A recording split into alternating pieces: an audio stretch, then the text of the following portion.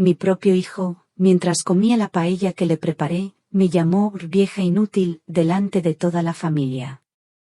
Su plan era claro, hacerme sentir tan pequeña que le entregara la casa donde creció, mi único hogar.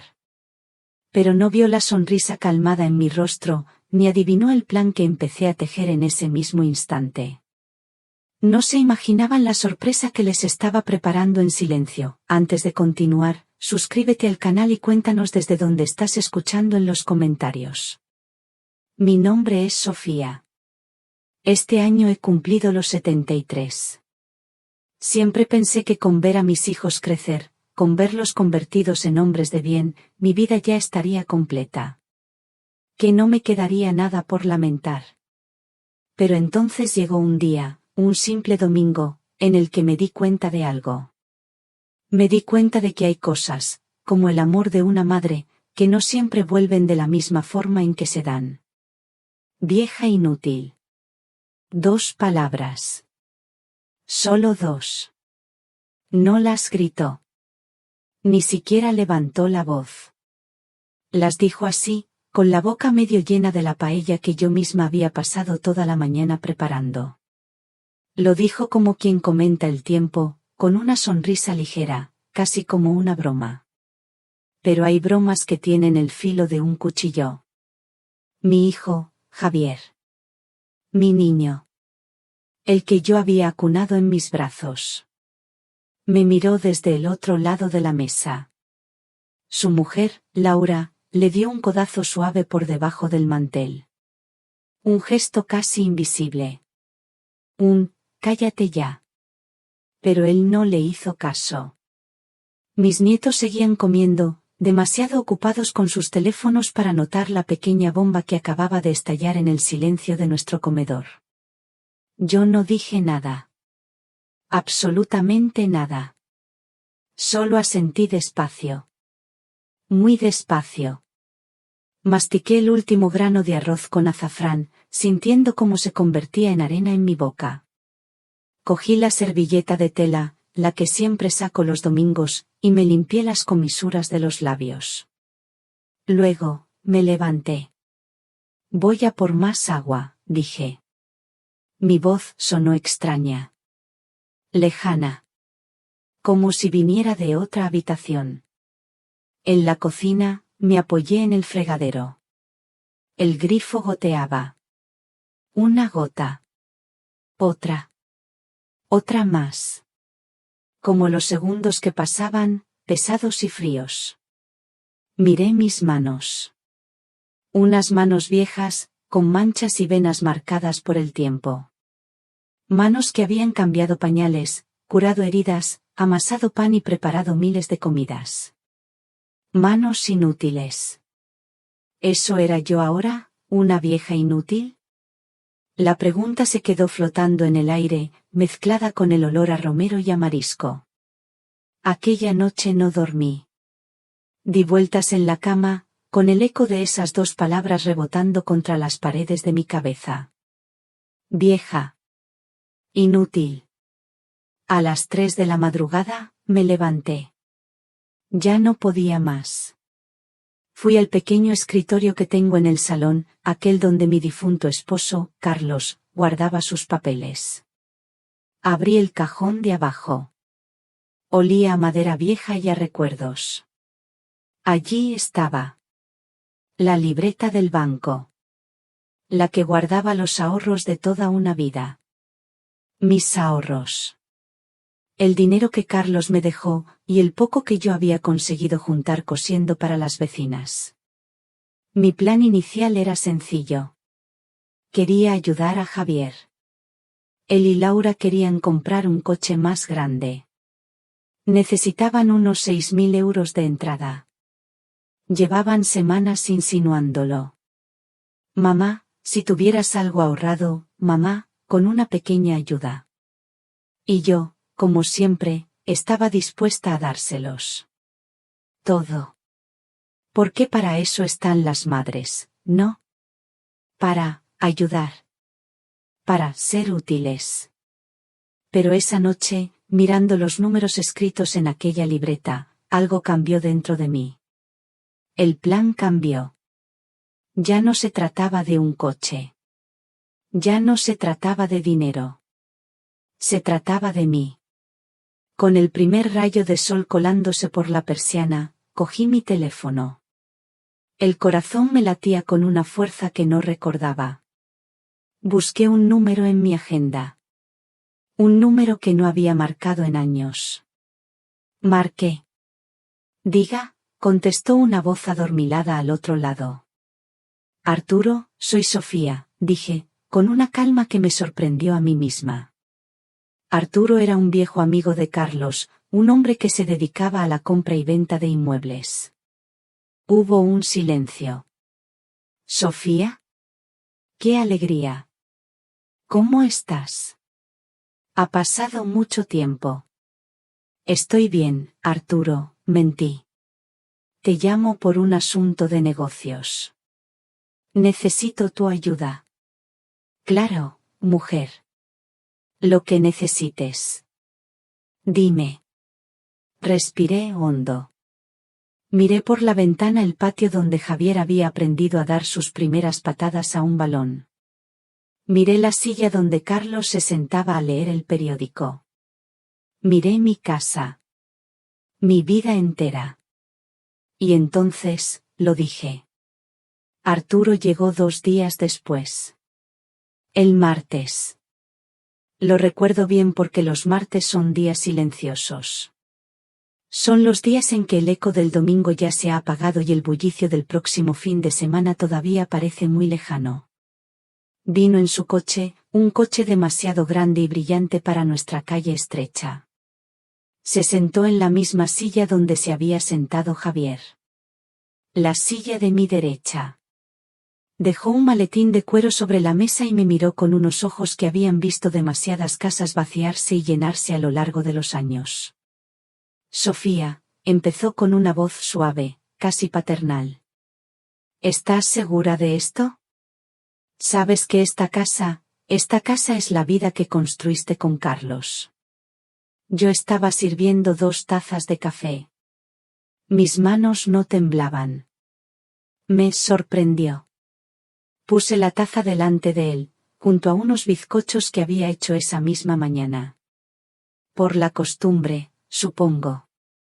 La costumbre de cuidar de los demás. Lo miré. Lo sé, Arturo. Sé lo que es esta casa. Por eso mismo lo hago. Él suspiró, removiendo el café sin apartar la vista de mí. ¿Es por Javier? ¿Ha pasado algo? Negué con la cabeza. No quería darle detalles.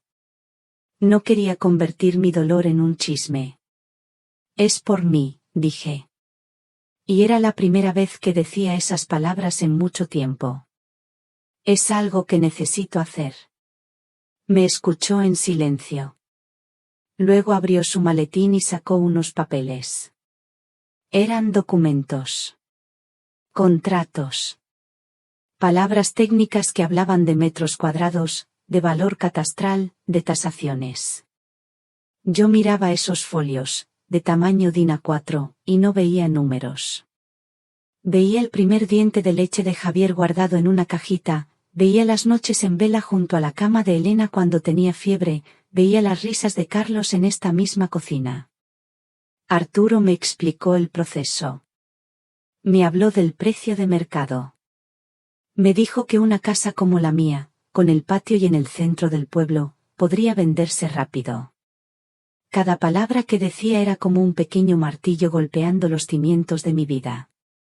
Pero yo no flaqueé.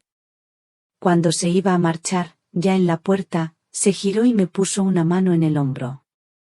Piénsalo bien, Sofía. Una vez que ponga el cartel, no hay vuelta atrás. Las noticias en los pueblos vuelan. Le sostuve la mirada. A veces, Arturo, lo que hace falta es que las cosas vuelen. Le dije. A veces la gente necesita ver lo que está a punto de perder para empezar a valorarlo de verdad. Él asintió despacio, comprendiendo quizá no los detalles, pero sí el fondo de mi decisión. Al día siguiente, A media mañana, vino un muchacho joven enviado por Arturo. No dijo casi nada. Con un martillo y un par de clavos, plantó el cartel en la fachada, justo al lado de la bugambilla que Carlos y yo habíamos plantado cuando nos casamos.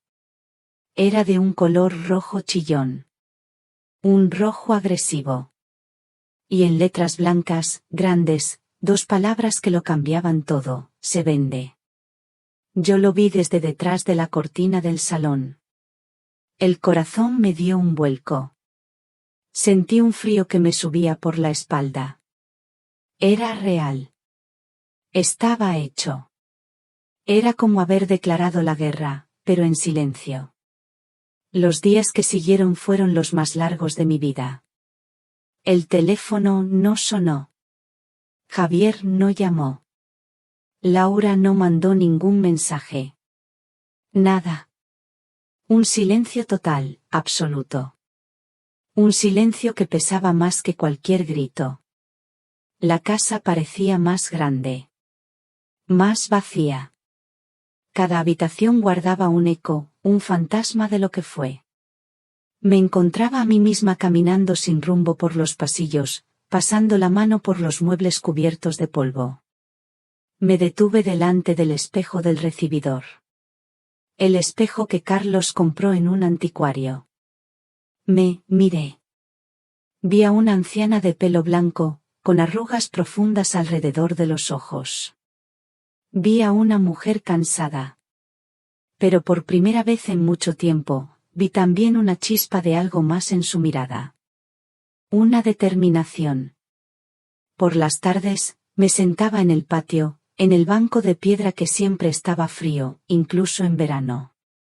Hablaba con las plantas, con los geranios que Isabel, mi madre, me había enseñado a cuidar. Les contaba mis miedos. Les preguntaba si estaba haciendo lo correcto. Y hablaba con Carlos. Cogía el retrato de nuestra boda, el único que tenemos en el salón, y lo ponía sobre la mesa de la cocina. Le servía un café, como si él estuviera allí. ¿Qué te parece, Carlos?, le susurraba al retrato. ¿Crees que estoy siendo demasiado dura? Tú siempre decías que yo era demasiado blanda, que perdonaba demasiado fácil. La fotografía, por supuesto, no respondía. Pero en la sonrisa joven de mi marido, en su mirada llena de vida, yo creía encontrar una especie de aprobación. O quizás solo era lo que yo necesitaba creer. Un par de veces, Arturo me llamó. Sofía, te llamo para decirte que ha preguntado una pareja joven. Muy interesados, me decía. Yo sabía que era mentira. Era parte de nuestro plan. Una forma de hacer que todo pareciera más real si Javier o alguien del pueblo preguntaba. Diles que el precio no es negociable, Arturo, le contestaba yo, siguiendo el juego. Colgaba el teléfono y un nudo se me formaba en el estómago. Una parte de mí quería que Javier llamara, que viniera corriendo, que se disculpara. Pero otra parte, una parte nueva y extraña que estaba creciendo dentro de mí, casi deseaba que no lo hiciera.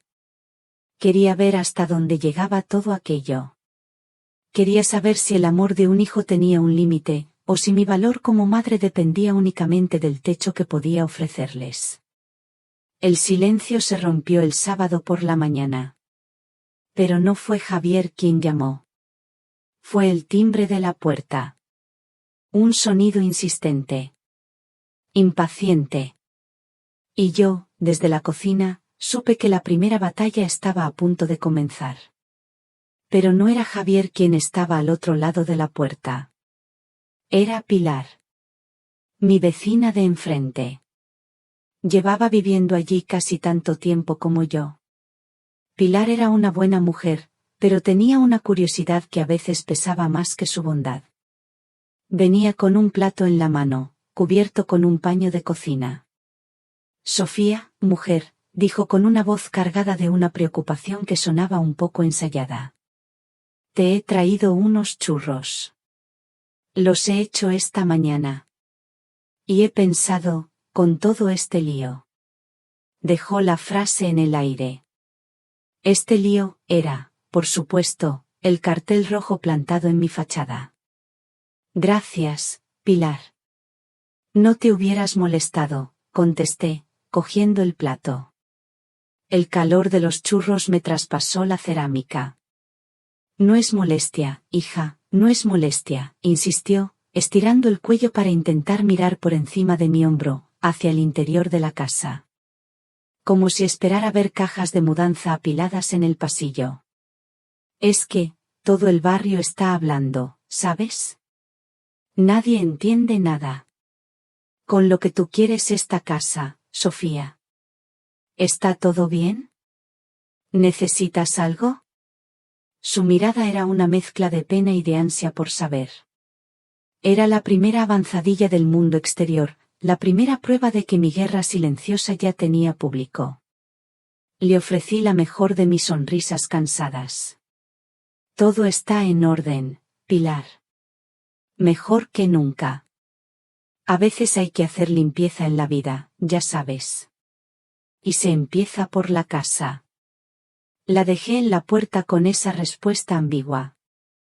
Cerré despacio, escuchando cómo sus pasos se alejaban por la acera. Dejé los churros sobre la encimera de la cocina. No tenía hambre. Sabía que Pilar contaría nuestra conversación en la panadería, en la frutería. La noticia se extendería como una mancha de aceite. Y eso, precisamente, era lo que yo quería. La verdadera tormenta no llegó hasta la tarde. Estaba regando los geranios cuando el teléfono fijo empezó a sonar. Era un sonido estridente, antiguo, que casi nunca usábamos. Sabía que era él. Solo Javier llamaba al fijo. Caminé despacio hasta el salón. Dejé que sonara 3, 4, 5 veces. Cogí el auricular con la mano firme. Dígame. Mamá, gritó su voz al otro lado. No hubo un hola, no hubo un ¿cómo estás? Solo un grito. ¿Se puede saber qué demonios es ese cartel que has puesto en la puerta? ¿Te has vuelto loca? Me senté en el sillón. El viejo sillón de orejas de Carlos. Apoyé la espalda en el respaldo gastado, buscando su fuerza silenciosa. Hola, Javier. Yo estoy bien, gracias por preguntar, dije con una calma helada. No estoy para bromas, mamá. Laura me ha llamado. Se lo ha dicho una amiga suya que la ha visto al pasar. Todo el pueblo lo sabe ya. ¿Qué pretendes? ¿Dejarnos en la calle?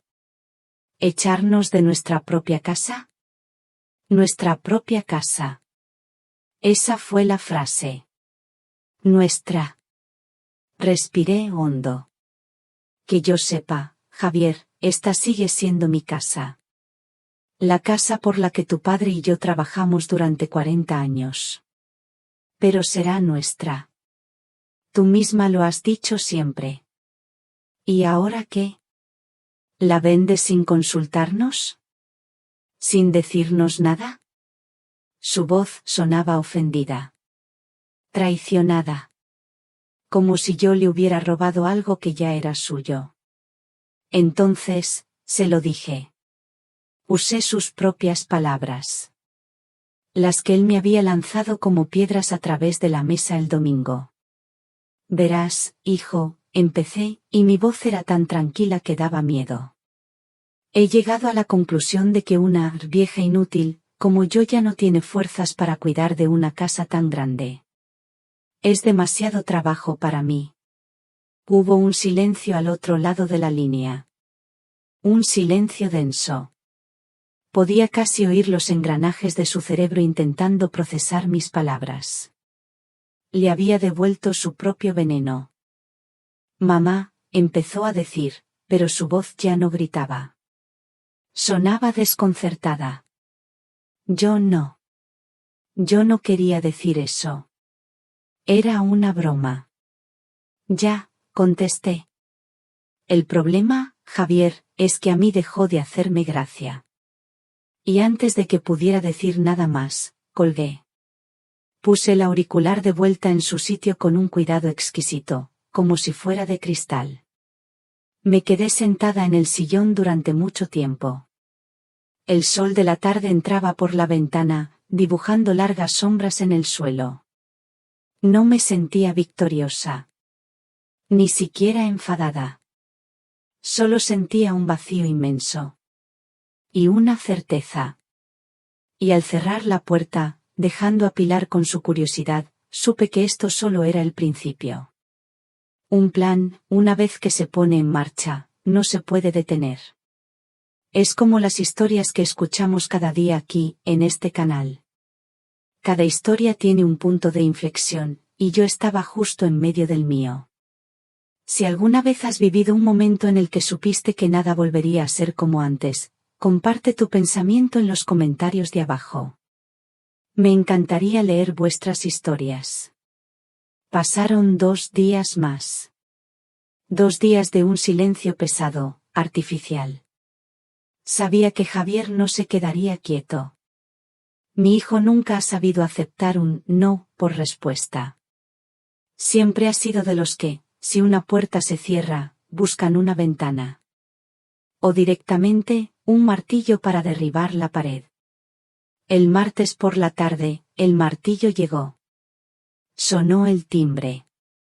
Esta vez, reconocí su forma de llamar. Breve, seco, exigente. Fui a abrir. No iba sola. Llevaba conmigo una calma que había estado cultivando durante las últimas 72 horas.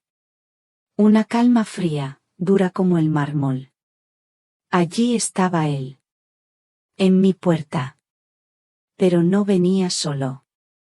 A su lado había un hombre que yo no conocía. Un hombre de unos 50 años, vestido con un traje gris que parecía demasiado caro para nuestro barrio. Llevaba el pelo engominado y un maletín de cuero negro en la mano. Su sonrisa era profesional. Vacía. Mamá, dijo Javier, sin mirarme a los ojos. Su mirada se fijó en un punto por encima de mi hombro. Este es el señor Salas. Es mi abogado. Mi abogado. La palabra resonó en el aire quieto de la entrada. No, un abogado. No, un amigo que es abogado. No. Mi abogado. Como si él y yo fuéramos 2 extraños a punto de firmar un tratado de guerra. No dije nada. Solo me hice a un lado y les indiqué con un gesto que pasaran. Entraron en el salón, el mismo salón donde Javier había dado sus primeros pasos. El señor Salas miró a su alrededor con una mirada rápida, evaluadora. Como si estuviera tasando los muebles, los recuerdos. Siéntense, por favor, dije. Mi voz sonaba serena. Firme. Se sentaron en el sofá. Javier, hundido, con los codos apoyados en las rodillas. El abogado, erguido, con el maletín sobre su regazo. Yo me senté enfrente, en el sillón de Carlos. Dejando que la mesa de centro nos separara. Creando una frontera. Fui a la cocina. Llené 3 vasos de agua del grifo. Despacio. Con movimientos deliberados. Puse los 3 vasos sobre una bandeja y los llevé al salón. Coloqué uno delante de cada uno de ellos. Y uno para mí. El sonido de los vasos al posarse sobre la madera fue el único que se oyó durante un largo minuto. Fue el señor Salas quien rompió el silencio. Su voz era suave, aceitosa. La clase de voz que se usa para calmar a un niño o para venderte algo que no necesitas. Doña Sofía, empezó. Entiendo que esta es una situación delicada. Le aseguro que no estamos aquí para causarle ninguna molestia. Yo lo miraba, sin parpadear. Javier me ha puesto al corriente de la situación, continuó, abriendo su maletín. Lo del cartel, la venta de la casa. Y entendemos que usted, como propietaria, tiene todo el derecho de hacer lo que considere oportuno. Hizo una pausa. Sin embargo, quizá haya una solución que beneficie a todos, sin necesidad de llegar a medidas tan drásticas. Sacó unos papeles del maletín. Eran documentos impresos, con muchos párrafos y letras pequeñas. Los extendió sobre la mesa como si fueran las cartas de una partida. Verá, dijo, señalando uno de los folios. Javier tiene una oportunidad de negocio. Un pequeño proyecto de inversión. Para ello, necesita una liquidez de unos 30.000 euros. Es una cantidad importante, sí, pero el banco está dispuesto a concederle el préstamo. El único requisito es un aval. Un aval inmobiliario. Todo se detuvo. 30.000 euros. No eran los 6.000 para un coche. Era mucho más. Era una cifra seria. Una cifra que te ata durante años. Y el aval era mi casa. Lo que le proponemos, doña Sofía, es muy sencillo, prosiguió el abogado, ajeno a la tormenta que se estaba desatando dentro de mí. No se trata de quitarle nada, por supuesto. Simplemente, firmaríamos unos documentos para, digamos, reestructurar la propiedad. La casa pasaría a nombre de Javier. Él podría usarla como aval para el crédito. Y usted, por supuesto, seguiría viviendo aquí todo el tiempo que quisiera, con todos los derechos. Es solo un trámite burocrático. Un trámite burocrático. Así llamaba él a pedirme que le entregara en vida lo único que era verdaderamente mío. La herencia de mi marido. El fruto de mi sudor. Mi refugio. Durante todo su discurso, yo no había apartado la vista de mi hijo. Javier seguía con la cabeza gacha, estudiando el dibujo de la alfombra. Como si la conversación no fuera con él. Como si él solo fuera un espectador. Un espectador inocente. Cuando el señor Salas terminó de hablar, la sala se quedó en un silencio absoluto. Él me miraba, esperando una respuesta. Una rendición. Javier no se atrevía a levantar la vista. Yo cogí mi vaso de agua. Bebí un sorbo. El agua estaba fresca. Me ayudó a aclarar la garganta. Y la mente. Dejé el vaso sobre la mesa. El sonido volvió a ser nítido. Definitivo. Primero, miré al señor Salas. Le agradezco su explicación tan detallada, dije, con una cortesía helada. Luego, giré la cabeza y miré a mi hijo. Lo obligué a encontrar mi mirada. Sus ojos estaban llenos de una mezcla de vergüenza y testarudez. Javier, dije, y mi voz no tembló. Mi respuesta es no. Una sola palabra. No. Javier abrió la boca para protestar, pero yo no había terminado. Volví a mirar al abogado. Y el precio de venta de esta casa, señor Salas, dije, levantándome del sillón. No es negociable. Porque no se mide en euros. Se mide en respeto. Hice una pausa, dejando que las palabras se asentaran. La conversación ha terminado. Caminé hacia la puerta del salón y la abrí de par en par. Les estaba mostrando la salida. El abogado, por primera vez, pareció desconcertado. Recogió sus papeles con prisa, sin orden. Javier se levantó de un salto, con el rostro enrojecido por la ira y la humillación. No puedes hacerme esto, siseó en voz baja mientras pasaba a mi lado. Yo no le contesté.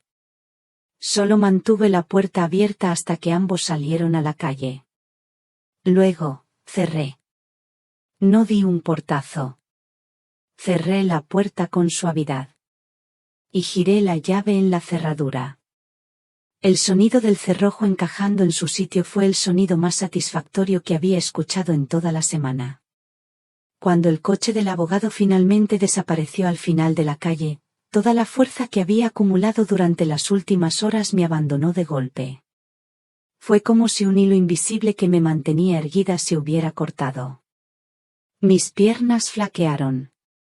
Tuve que apoyarme en la pared del pasillo para no caerme. Caminé a tientas hasta el salón, que ahora parecía inmenso y hostil. El sol se estaba poniendo, y las sombras lo invadían todo. No encendí la luz. Me dejé caer en el sillón de Carlos, el mismo desde el que había dictado mi sentencia hacía apenas unos minutos. Y me sentí, por primera vez en todo este tiempo, completamente sola.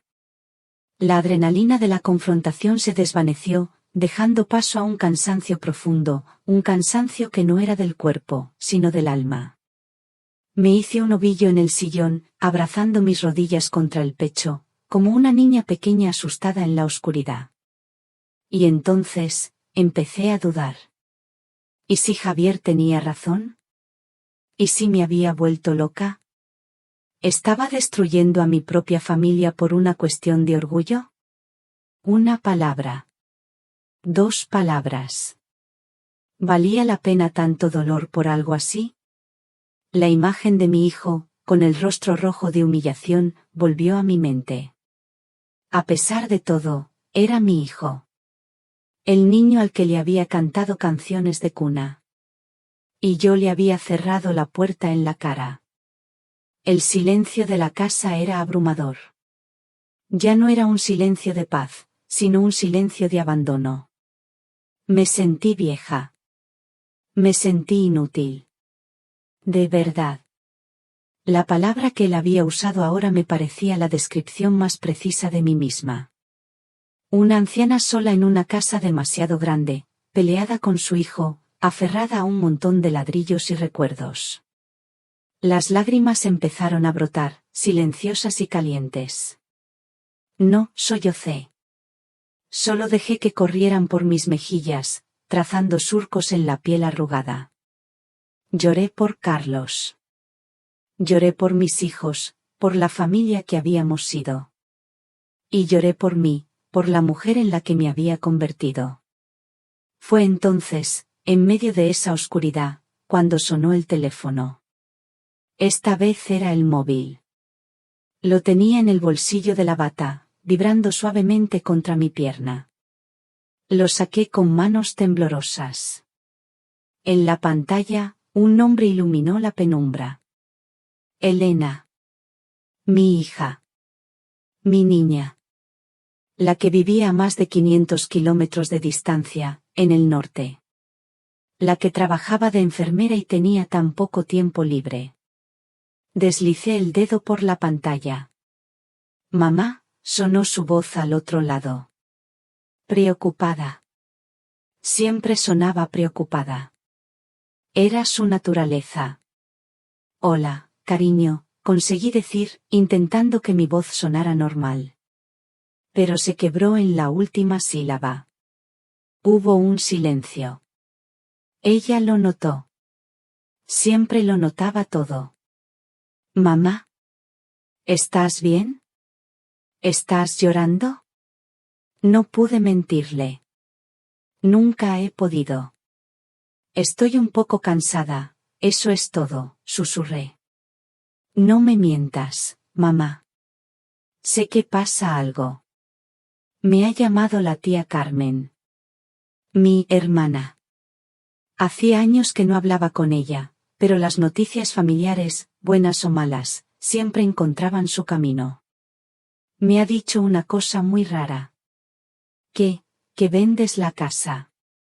¿Es verdad? Por favor, dime qué está pasando.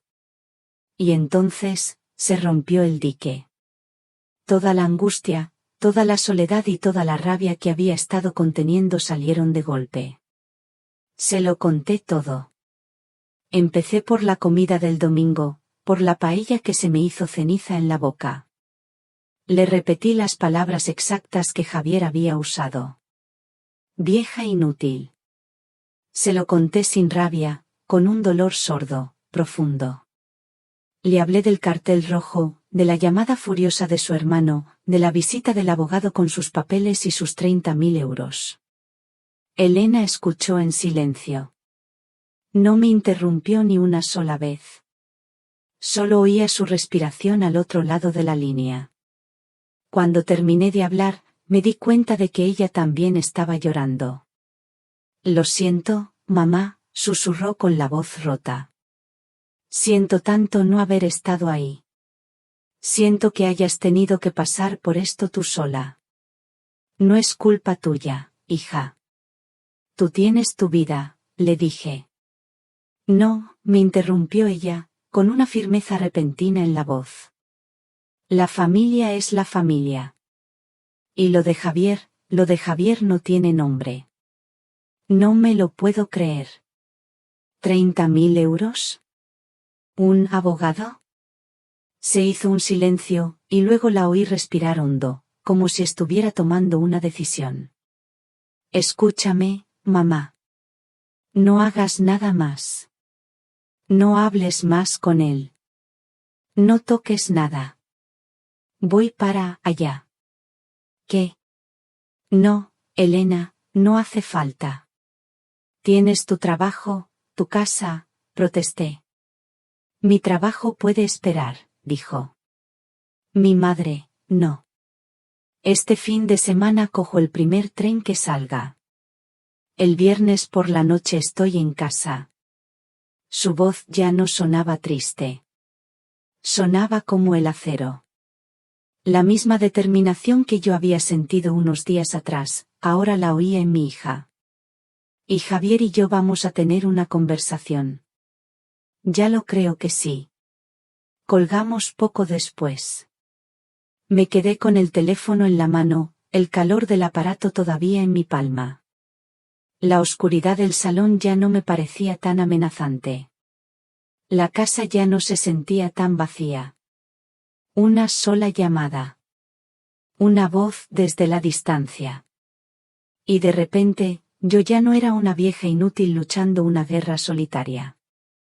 Era una madre. Y tenía una aliada. La batalla acababa de cambiar de rumbo. Los 2 días que faltaban hasta el viernes pasaron de una forma diferente. El silencio seguía ahí, pero ya no era un silencio opresivo. Era un silencio expectante. Como la calma que precede a la lluvia, cuando el aire se queda quieto y todo parece contener la respiración. No tuve noticias de Javier. Tampoco las esperaba. Me dediqué a mis rutinas, a mis plantas, a mis libros. Pero ahora, cada tarea la hacía con un nuevo propósito. Me descubrí a mí misma tarareando viejas canciones mientras barría el patio. La esperanza es algo curioso. Puede llegar a través de un cable de teléfono y cambiar el color de tus días. El viernes por la noche, no me senté a esperar en el salón. Fui a la cocina y empecé a preparar la cena. Saqué los garbanzos que había puesto en remojo la noche anterior. Piqué verduras, zanahoria, patata, apio. Puse un buen trozo de chorizo y morcilla en una olla grande. Iba a preparar su plato favorito. Un cocido madrileño, lento y contundente, como los abrazos que ella daba. El olor empezó a llenar la casa, desplazando el aroma a cerrado y a tristeza que se había instalado en los últimos días. La cocina volvía a oler a hogar. Cerca de las 10, oí el sonido de un taxi parando frente a la puerta. Mi corazón dio un pequeño salto. Me sequé las manos en el delantal y caminé hacia la entrada, sin prisa. Cuando abrí la puerta, allí estaba. Mi Elena. Con su maleta pequeña y su pelo recogido en una coleta desordenada, como siempre. Tenía ojeras por el cansancio del viaje, pero sus ojos brillaban con la misma luz de siempre. Una luz inteligente y bondadosa. No dijimos nada. Ella soltó la maleta, que cayó al suelo con un ruido sordo, y me abrazó. Fue un abrazo largo, fuerte. Un abrazo que me recolocó los huesos y el alma. Apoyé mi cabeza en su hombro y respiré su perfume, una mezcla de jabón neutro y del aire frío del norte. Aquel abrazo fue el antídoto para una semana de silencio y veneno. Huele a cocido, fue lo primero que dijo cuando nos separamos, con una sonrisa. Es tu favorito, contesté. Entró y dejó sus cosas en su antigua habitación.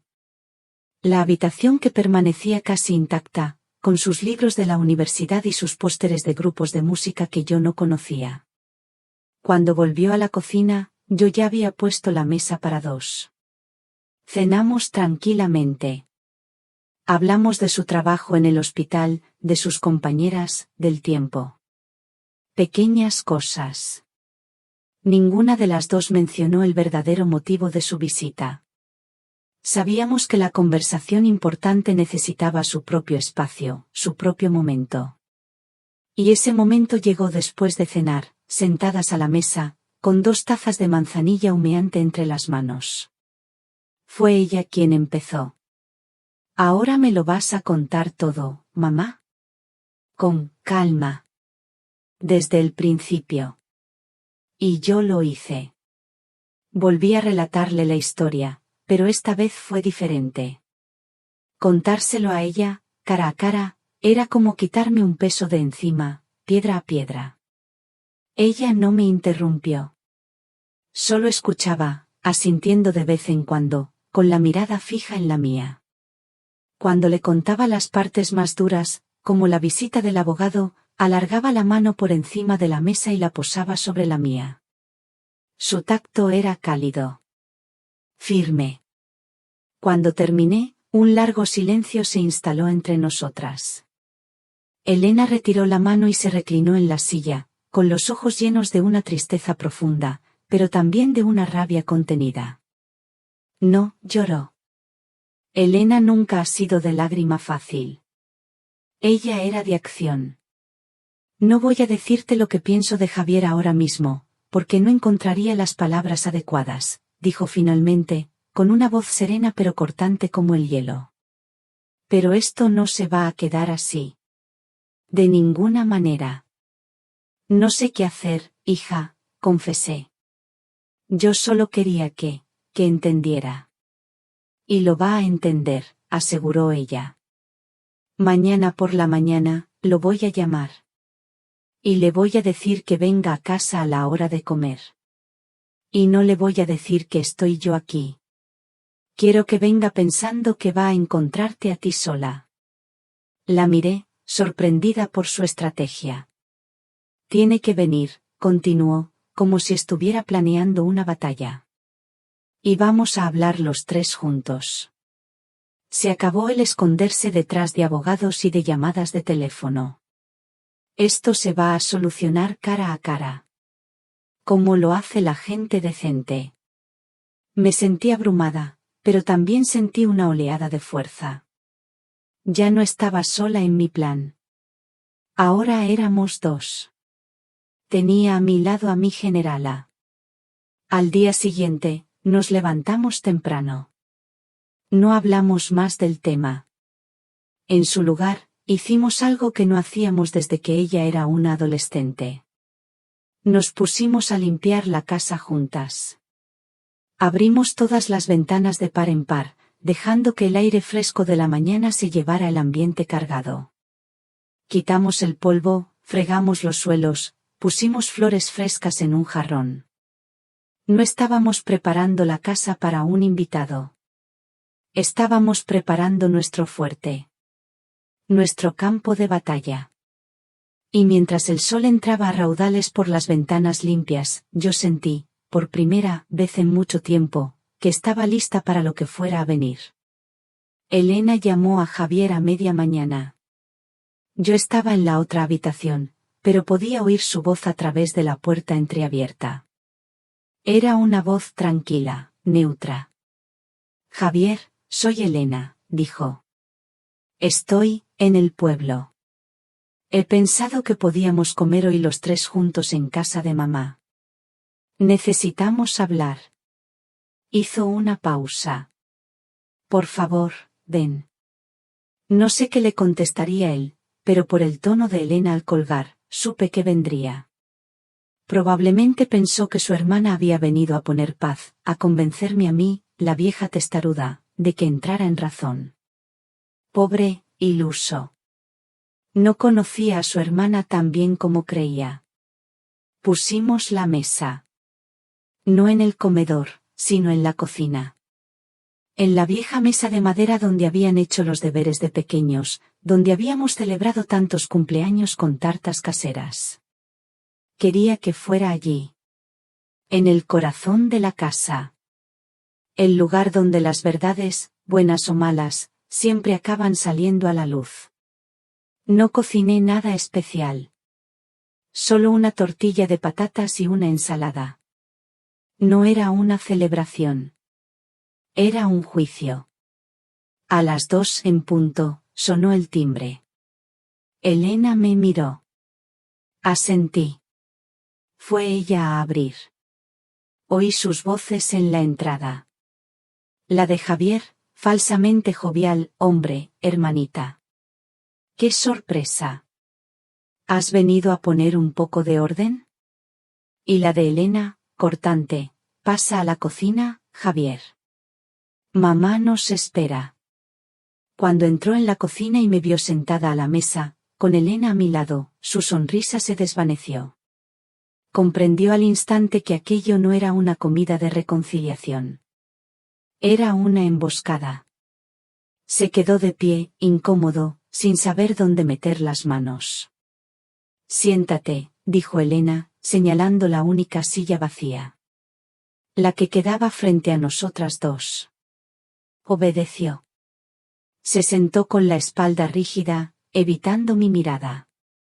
Sus ojos iban de Elena a la tortilla, de la ensalada a la ventana. A cualquier sitio menos a mí. Nos quedamos en silencio. Un silencio largo, espeso. Solo se oía el tic-tac del viejo reloj de pared que Carlos me había regalado en un aniversario. Tic. Tac. Tic. Tac. Como la cuenta atrás de algo inevitable. Finalmente, Elena habló. Su voz era tranquila, pero no dejaba lugar a réplica. Javier, mamá tiene algo que decirte, dijo. Y esta vez, vas a escuchar. Vas a escuchar de verdad, hasta el final. Él tragó saliva. Asintió, todavía sin mirarme. Y entonces, hablé yo. No empecé gritando.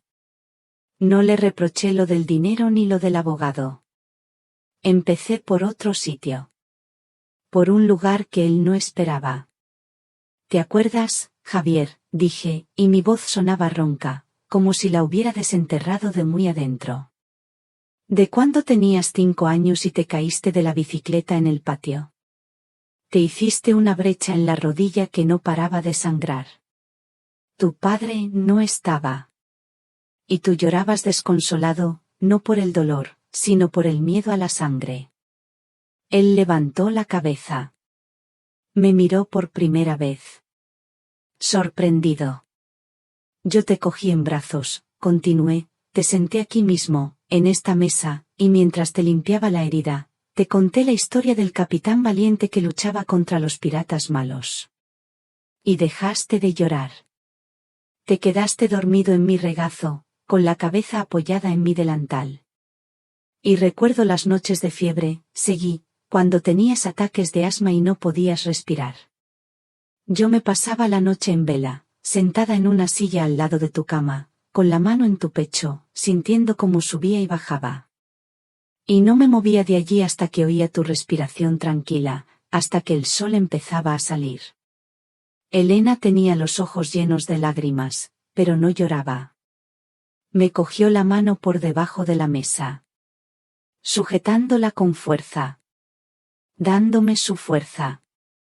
He pasado 40 años de mi vida siendo tu madre. Cuidándote, protegiéndote, queriéndote sin condiciones. Y nunca, jamás, te he pedido nada a cambio. Porque las madres no lo hacen. Simplemente, dan. Hice una pausa. Mi voz empezó a temblar, cargada de todo el dolor acumulado. Y después de 40 años, un domingo, en esta misma cocina, me llamas inútil. Me lo dices a la cara. Y luego, me traes a un abogado para quitarme lo único que me queda. No por necesidad, Javier. Sino por un capricho. Por 30.000 euros. Él se removió en la silla. Incómodo. Mamá, intentó decir. No, le corté, con una firmeza que no sabía que tenía. Ahora me escuchas tú. El problema no es la casa. La casa es solo un montón de ladrillos. Se puede vender, se puede comprar. El problema es lo que significa. Significa el sudor de tu padre. Significa mi seguridad. Mi dignidad. Lo miré fijamente. Y le di el golpe final. Tú no necesitas 30.000 euros, Javier. Tú lo que necesitas es mi firma en un papel. Pero lo que yo necesito, lo que yo me he ganado, es respeto. Así que ese cartel de se vende se va a quedar ahí colgado hasta el día en que yo sienta que la persona que vive en esta casa es valorada. Y no tratada como un mueble viejo. Como un trasto inútil. La sala se sumió en el silencio. Solo se oía el tic-tac del viejo reloj que tanto quería Carlos. Javier estaba allí sentado, inmóvil. Elena me miraba, con los ojos llenos de expectación. Y yo también esperaba, aunque no sabía exactamente qué. Si todavía me están escuchando, ayúdenme comentando con el número 1 abajo, para saber que todavía hay amigos que me acompañan en este viaje. Su presencia es el mayor aliento para seguir contando la parte final, para ver si este silencio llevará a la ruptura o será el comienzo de una reconciliación. Javier se fue sin comer. Se levantó de la mesa en silencio, con la cabeza gacha, y salió de casa sin despedirse. Elena y yo nos quedamos solas, con la tortilla de patatas intacta sobre la mesa. No dijimos nada. No hacía falta. Las palabras más importantes ya se habían dicho. Elena se quedó conmigo todo el fin de semana. Su presencia fue un bálsamo. Hablamos mucho, pero no de Javier. Hablamos de ella, de su vida en el norte, de sus sueños. Hablamos de Carlos. Recordamos anécdotas divertidas, y por primera vez en muchos días, la casa se llenó de risas en lugar de silencios tensos. El domingo por la tarde, la acompañé a la estación. Cuando el tren empezó a moverse, me dijo desde la ventanilla, sé fuerte, mamá. Dale tiempo. Y eso hice. Le di tiempo. A él. Y a mí. Pasaron varios días. Días extraños, suspendidos en una especie de limbo. El cartel de se vende seguía en la fachada, como un recordatorio constante de nuestra Guerra Fría. La gente del pueblo ya no me preguntaba directamente, pero sentía sus miradas curiosas cuando iba a comprar el pan. Yo aguantaba el tipo, con la cabeza alta, aunque por dentro me sentía frágil como el cristal. El miércoles por la tarde, mientras regaba las macetas del patio, sonó el timbre. Pensé que sería Pilar, con cualquier excusa para sacar información. Fui a abrir sin muchas ganas, secándome las manos en el delantal. Pero la persona que estaba en mi puerta no era Pilar. Era una mujer alta, delgada, con el pelo completamente blanco recogido en un moño elegante. Vestía un abrigo de paño, a pesar de que no hacía frío. En su rostro, reconocí las mismas facciones que veía cada mañana en mi espejo, pero marcadas por arrugas diferentes, por una vida distinta. Era mi hermana. Carmen. Hacía 15 años que no la veía. 15 años. La última vez fue en el entierro de nuestra madre. Discutimos. Una discusión agria, estúpida, por un juego de café y unos cuantos muebles viejos. Palabras feas. Orgullo herido. Y desde entonces, nada. Silencio. Como si la otra hubiera dejado de existir. Nos quedamos allí, una frente a la otra, en el umbral de la puerta. Separadas por 15 años de silencio. Ella me miraba con sus ojos azules, los mismos que los de mi padre. Unos ojos que ahora parecían cansados. Fui yo quien rompió el hielo. Mi voz salió como un susurro. ¿Carmen? Ella asintió despacio. Hola, Sofía. No supe qué hacer. Una parte de mí quería cerrar la puerta. Quería decirle que llegaba 15 años tarde. Pero otra parte, la que guardaba los recuerdos de dos niñas jugando juntas en ese mismo patio, me lo impidió. Me hice a un lado. Pasa, dije. Entró con pasos lentos, inseguros, como si pisara un terreno desconocido. Dejó su bolso sobre la consola de la entrada y miró a su alrededor. La casa está igual, dijo en voz baja. Las casas no cambian tanto, contesté. Las personas, sí. La llevé a la cocina. La senté en la misma silla donde se había sentado Javier. El destino tiene un extraño sentido de la ironía. Puse la cafetera al fuego. El aroma a café llenó el silencio. Le serví una taza, sin azúcar, como a ella siempre le había gustado. Me sorprendió recordarlo. Se calentaba las manos con la taza, aunque no hacía frío. ¿Por qué?, preguntó de repente, sin mirarme. ¿Por qué? ¿Qué?, dije yo. El cartel, Sofía. ¿Por qué vendes la casa de nuestros padres? Su voz sonaba dolida. Respiré hondo. Primero, no es la casa de nuestros padres. Es mi casa, la corregí con suavidad. Y segundo, es una larga historia, Carmen. Ella levantó la vista. Me miró fijamente. Tengo tiempo. Es lo que nos sobra a nuestra edad, ¿no? Tiempo y recuerdos. Y no sé por qué, se lo conté.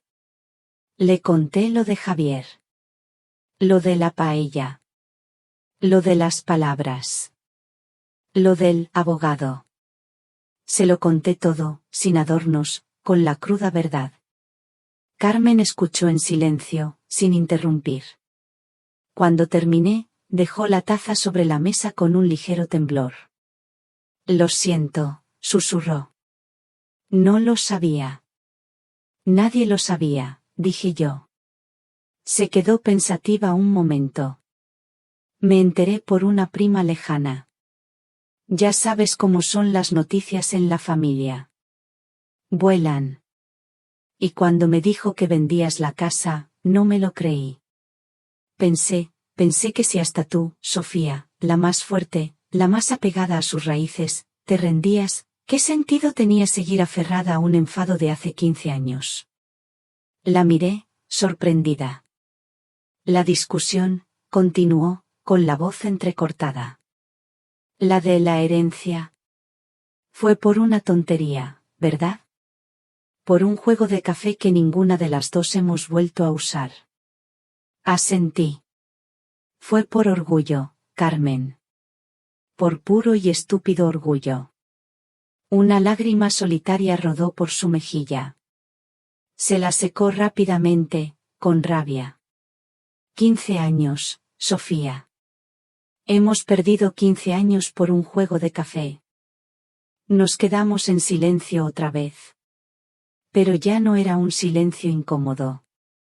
Era un silencio sanador. Como si una herida vieja, enquistada, por fin empezara a cerrarse. Al irse, ya en la puerta, se giró y me dijo algo que no esperaba. No vendas la casa, Sofía, dijo con una firmeza repentina. Es tuya. Es tu fortaleza. No dejes que los hijos, con sus prisas y su egoísmo, te la arrebaten. No dejes que ganen. Cuando se fue, me quedé apoyada en el marco de la puerta, viendo cómo se alejaba por la calle. Su visita me había dejado agotada, pero también extrañamente en paz. La guerra con mi hijo me había hecho darme cuenta de lo absurdas que eran las otras guerras, las que libramos en silencio contra las personas que más deberíamos querer. Quizá, para poder perdonar a mi hijo, primero tenía que aprender a perdonarme a mí misma. Y a mi hermana. Después de la visita de Carmen, algo dentro de mí se asentó. Fue como si la paz que había hecho con mi pasado me diera la fuerza necesaria para afrontar mi presente. El cartel de "se vende" seguía ahí, pero yo ya no lo miraba con angustia. Lo miraba como un símbolo de mi propia fortaleza. Como una frontera que yo misma había dibujado. Pasó casi una semana. Una semana de calma. Dejé de esperar el sonido del timbre o del teléfono. Me concentré en mí, en mi casa, en mis pequeñas rutinas. Empecé a sentirme a gusto en mi propia soledad. Y fue entonces, cuando ya no lo esperaba, que él volvió. Era un sábado por la tarde. El sol entraba tibio por la ventana de la cocina. Yo estaba repasando unas recetas antiguas de mi madre cuando oí unos golpes suaves en la puerta. No era el timbre. Eran los nudillos, 3 toques discretos. Un sonido casi tímido. Supe que era él. Fui a abrir. Mi corazón no se aceleró. Estaba tranquila. Preparada. Allí estaba, de pie en el umbral. Solo. Vestía de manera informal, con unos vaqueros y una camisa sencilla. Parecía más delgado. Y más viejo. Tenía unas ojeras oscuras bajo los ojos, como si no hubiera dormido en días. No me miró con arrogancia, ni con enfado. Me miró con una expresión que no le había visto desde que era un niño que había hecho una travesura. Una mezcla de miedo y arrepentimiento.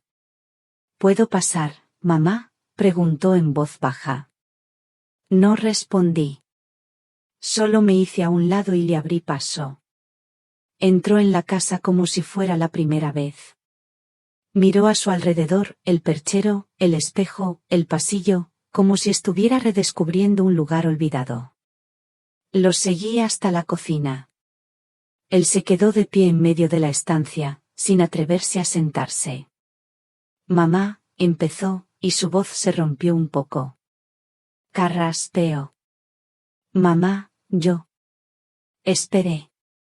El silencio era todo mío. Le dejé luchar con sus propias palabras. Respiró hondo y finalmente, me miró a los ojos. De verdad. Y lo que vi en ellos me desarmó. Vi a mi hijo. No al hombre de negocios, no al marido estresado. Vi al niño asustado que yo había consolado tantas veces.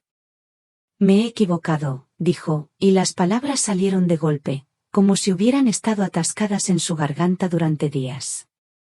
Me he equivocado en todo. No en lo del dinero, mamá. En cómo te he tratado. En lo que te dije. Siguió hablando, tropezando con sus propias frases. He sido un egoísta. Un idiota. He estado tan ciego con mis problemas, con el trabajo, con la hipoteca, que me olvidé de lo más importante. Me olvidé de ti. Di por hecho que siempre estarías ahí, que aguantarías todo. Y lo siento. De verdad, mamá. Lo siento mucho. Yo no decía nada. Solo lo escuchaba. Lo absorbía. Cada palabra. Cada gesto. Viendo cómo la coraza que se había construido durante años se resquebrajaba delante de mí. Entonces, Metió la mano en el bolsillo de su pantalón y sacó algo. Lo puso sobre la mesa de la cocina. Con cuidado. Como si fuera un objeto sagrado. Era un llavero. Un viejo llavero de cuero, gastado y oscuro por el paso del tiempo. Tenía una pequeña placa de metal con una inicial grabada, una J, que casi se había borrado. Lo reconocí al instante. Se lo habíamos regalado Carlos y yo cuando cumplió los 18, cuando se sacó el carnet de conducir. Recuerdo las palabras de su padre: esto no es solo para las llaves del coche, hijo. Es un símbolo de tu responsabilidad. Lo he guardado siempre, dijo Javier en un susurro, señalando el llavero. Pero creo que se me había olvidado lo que significaba de verdad. Alargué la mano y cogí el llavero. El cuero estaba suave y tibio al tacto. Pasé el dedo por la J, casi invisible. Tantos años. Tantas vueltas había dado la vida desde entonces. Levanté la vista del llavero y lo miré. Lo miré a él. Vi las arrugas que empezaban a marcarse en su frente, las mismas que tenía su padre. Vi el peso del mundo en sus hombros. Vi mi propia sangre. Mi propia carne. Mi hijo. Podría haberle dicho muchas cosas. Podría haberle dicho que sí, que lo perdonaba. Podría haberle echado en cara todo el dolor que me había causado. Podría haberle dado un sermón. Pero no hice nada de eso. Dejé el llavero sobre la mesa. Con suavidad. Y le dije las únicas palabras que importaban en ese momento. Las que lo curaban todo. Anda, Javier, le dije, con una media sonrisa. Prepárame un café. Como los de antes.